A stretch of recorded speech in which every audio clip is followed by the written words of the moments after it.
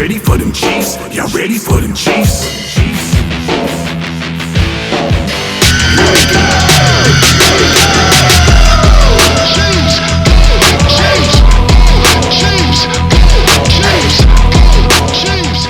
Hello, hello, hello, hello, hello. And we are back. If I could steal a line from the A and back, old Doug himself. And this right here is the Talents Tiers. Now, what I did was basically, Dan Talks Football did ask me to do a power rankings thing. And if you watch the show this week, I believe the K and back is going to be on the show doing a power rankings thing. I didn't want to do power rankings because you're trying to number teams based on how you feel they're doing in the season, and there's a whole lot of you can have back and forth with it. Now I did 32 teams, and based on how I'm saying them, you'll be able to tell how I have them ranked. But I want to do my own, so this is the Talents Tiers.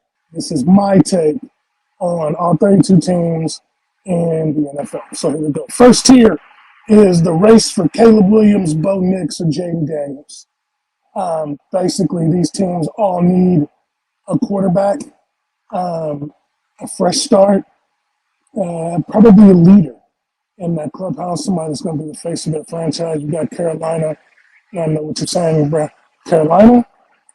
Bryce Young is too small. Coming from an Alabama fan, Bryce Young wasn't going to make it. He's too small. And it's coming out that Frank Wright didn't even want Bryce Young. He wanted C.J. Stroud, which I think is going to end up, all the stuff they gave up to get Bryce is going to end up hurting them in the long run. He also got the Giants, Daniel Jones, let's say less, the Patriots, and the Cardinals. Now, the Cardinals have an untradeable contract in Kyler Murray, but that doesn't mean you don't draft somebody and have them sit behind Kyler for a year, a la Mahomes, and then maybe you can get rid of Kyler's contract the year after. Just my opinion. In the next tier, you've got the time to start the rebuild tier. Those are the Titans, which they've already started with Levis, who's been looking pretty decent for a rook. You got the Packers. Let's face it, the Jordan Love experiment is over. The Rams, Stafford can't get healthy or stay healthy. And besides that surgery on the shoulder, arm, or whatever it is, this might be Ben Roethlisberger 2.0. You've got the Raiders. They've already started with Antonio Pierce as head coach. Who knows if he stays? I don't have faith in Aiden O'Connell as far as more than just a backup. We'll see. And the Commanders. Sam Howell's not it. Sam Howell is probably a plucky backup.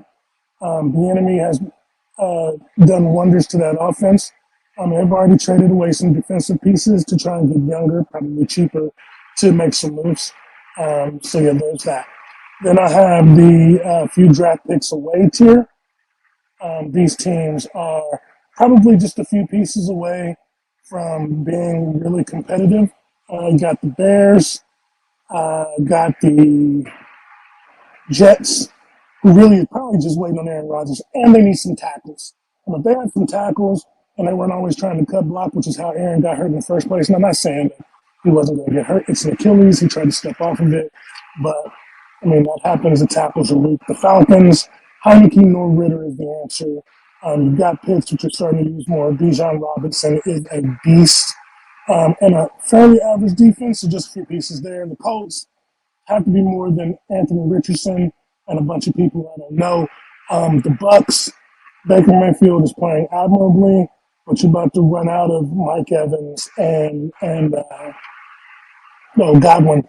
Eventually, you're going to need a running back to take that pressure off whoever the quarterback's going to be and maybe shore up a few defensive pieces. The Saints and the Broncos. Now, Brian, a few pieces away, the Broncos. Yeah, they decided to keep their receivers, Judy and Cortland Sutton, which are good receivers. They probably need some help across the offensive line. I would draft Russell's replacement now if you have a high enough draft pick and probably figure out what's going on with that defense that was studs and a really highly ranked defense last year and is kind of middle of the pack this year. I don't know if it's a scheme or trust or what, but those teams are a few pieces away. Also with the Saints, which I skipped over, Kamara looks like he's losing a step. He's not as explosive as he used to be, and You might need a running game. Also, with the any other time I know, with the receiver getting arrested the other night, you know a suspension is coming, and you're paying him an awful lot of money to now be suspended. Which a suspension is coming. It just hasn't happened yet. Then you've got the Plaxico Burress tier. This tier, and I get this from Keys, so I have to give him all the prompts for this one, is teams that should be good but shot themselves in the foot. Let's start with the Chargers. Way too talented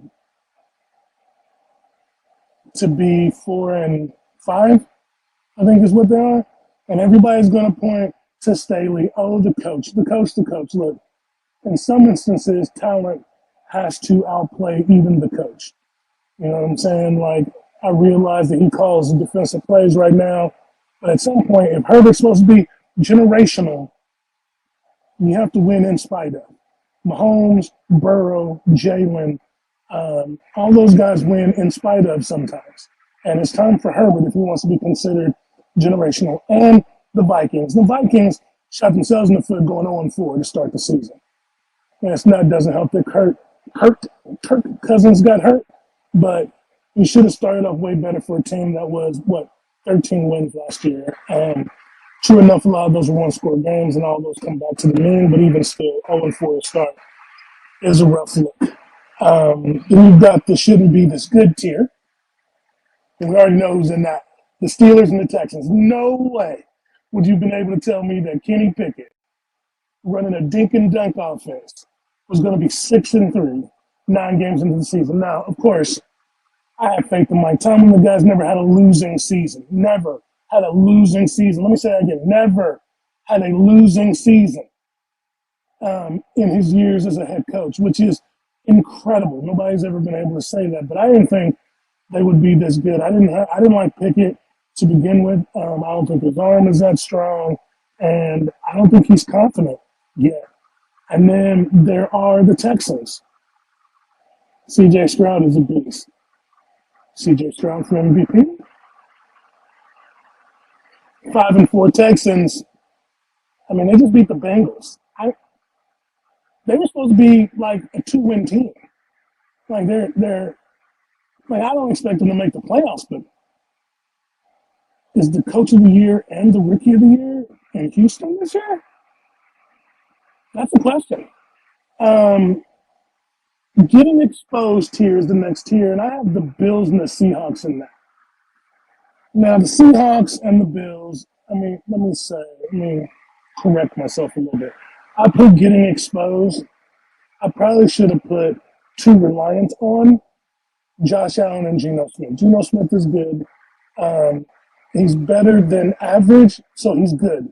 I'm not sure if he's very good, but he's good. And they win.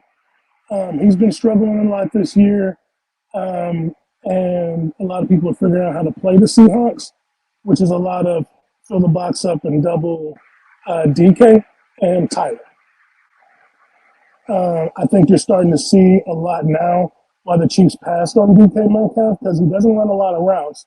He's really just kind of like a straight line runner and a deep post runner. And if you can, which is hard to do, if you can jam him and stay with him, it's hard for him to make those catches. Lockett is a machine. Jamar Chase calls himself 7-Eleven. That really should be Tyler Lockett. That kid catches nothing but first downs, touchdowns, and hardly ever gets hit. And somehow he is automatic almost when throwing the ball. But even still, they should be better. And the Bills, yes, they lost a lot of defensive stalwarts on their team, captains, beasts. But even still, I think they're too reliant on Stephon Diggs and Josh Allen without a running game. They still don't have a running game that's not Josh Allen, which is really hurting them in a lot of these games that they should be winning. And that's all I really have to say about them. Now you have your scary if the playoffs started tier. Like, these are teams that I would really, unless I was at home, and even then, I would be worrying about facing. And you have the Jags, the Bengals, the Cowboys, believe it or not, the Dolphins, and the Browns, all for different reasons. The Jags, because they went on a hot run last year and they figured out how to win. The Bengals, because Burrow, Chase, T. Higgins, and Tyler Boyd, they are scary when they are clicking. If you look at the game yesterday against the Texans, Burrow looks good. There are a couple plays that he made, aside from the 2 interceptions. I know there are a couple plays he made. I was like, whoa. Like he was dropping dimes. And I probably think he was just pressing too hard in the end because he wanted to win. The Cowboys, depending on which Cowboys team shows up, they can be scary. That defensive line is crazy good. People tend to forget that outside of Micah Parsons, they've got DeMarcus Lawrence and a bunch of studs on that defensive line. And if they can pin their ears back, they are as good as anybody. And I worry about facing them. The Dolphins, just because they're so fast, there are very few teams there are no teams that can line up for them man to man with straight line speed. None. The Chiefs have a really good secondary, and they still were getting beat even after jamming. Like, those guys are fast, and if it was a warm weather game, I would be scared of them. And then the Browns, strictly because of the defense. That defense is our world. But if you watch Deshaun, is Deshaun starting to figure it out? I mean, that's a really good question because they were down 14 most of the game. Like, I saw a stat on it that said the Ravens were leading that game for 59 minutes and 20 seconds. That's crazy, right? Like, so I'd be scared to play the Browns, especially if they have that nobody believes in us and they're just going to show people, what they can do. If Deshaun is figuring out, that's scary. Then you have your Super Bowl contenders. All the teams that's left, you got the 49ers, the Ravens, and the Lions. 49ers, for obvious reasons, they got all their pieces back, and they looked good. And Purdy wasn't making mistakes because he didn't have to win the game on his own. Shout out to Christian McCaffrey, who scored a touchdown in 17 straight games, couldn't get the 18th. Tied the record, so that's what's up. But they are looking good. The Ravens should be 10-0. They have mental lapses, and that's how they got the 3 losses, but they are scary good. And then the Lions are finding ways to win, which isn't the Lions that I grew up with. And they're playing good. I mean, Amon-Ra St. Brown and Goff and Gibbs and Montgomery. I mean, offensively, few teams are better. Conklin, the tight end, is going to be a stud. And then you've got my pick right now, week 11, for the Super Bowl, and it's the Eagles and Chiefs. You've got the most undefensible play in all of sports and the brotherly shove. And you've got one of the top-ranked defenses in the NFL. I mean, if they meet up again, this will go completely different.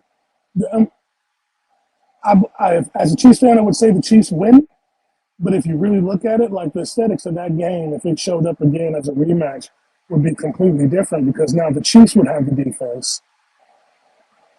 And A.J. Brown is a man among boys. And again, Jalen Hurts is playing injured, so hopefully he's healthy. But right now, that's where it stands. I'm your boy, The Talent. This has been The Talent's Tears. Agree, disagree, have any comments, put them down in the comment section.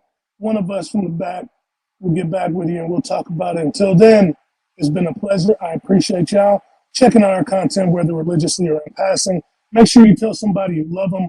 I'm serious about that. Time is fleeting, and you never know when you're going to get a chance to again. And with the theme music, catch you. You got your team, and we got a kingdom. Ready for war, we score and